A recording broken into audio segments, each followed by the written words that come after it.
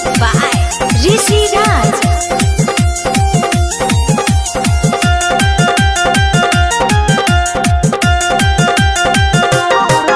अरे का जाने कौन मुअना है कलश पड़ा का दुपाटा जोर गौए। अरे का जाने कौन मुअना है कलश पड़ा का दुपाटा जोर गौए।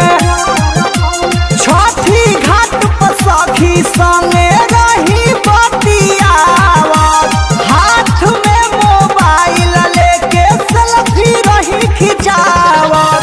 हाला गुला होत रहे रोहे बड़ी धाका ना नजर गौए। अरे का जाने कौन मुअना है कलश पड़ा का दुपाटा जोर गौए।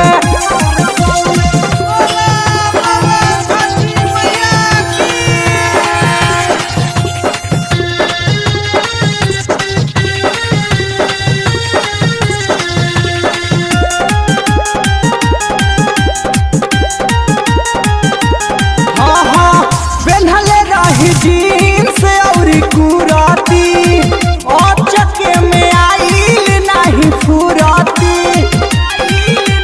ए सखी बुझल हो पेन्हले रही जीन्स औरी कुराती और चके में आइल नहीं फुराती। अरे आइल ना समझ में हम हूँ भैनिया का बाका ना नजर गौए। अरे का जाने कौन मुअना है कलश पड़ा का दुपाटा जोर गौए। बोले बोले छठी मैया की। Music by Rishi Raj.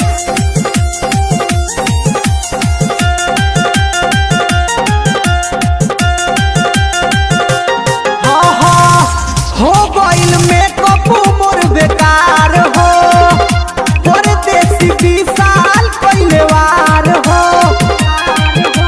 मार बुधई औका कही रे।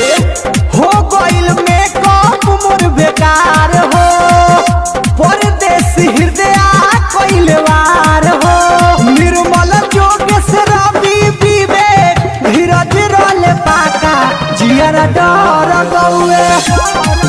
अरे का जाने कौन मुअना है कलश पड़ा का दुपाटा जोर गौए।